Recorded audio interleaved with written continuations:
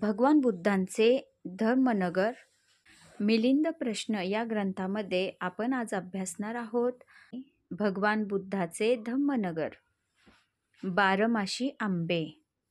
महाराज, एखाद्या माणसाच्या बगीचात एखादे बारमाशी आंब्याचे झाड आहे, तर तो जोपर्यंत कोणी दुसरा आंबे घेणारा त्याच्याकडे येत नाही तोपर्यंत त्या झाडाचे आंबे तो तोडत नाही. खरेदी करणारा कोणी आला की तो त्याला म्हणतो, हे पहा, हे बारमाशी आंब्याचे झाड आहे.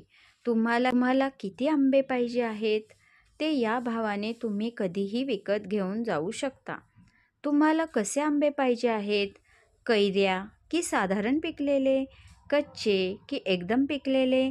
तेव्हा खरेदी करणारास जसे आंबे हवे असतील तसेच तो किंमत देऊन खरेदी करतो व घेऊन जातो. महाराज, याप्रमाणे ज्या कोणाला जसे फळ हवे असेल तसे तो कर्माचे दाम देऊन विकत घेत असतो.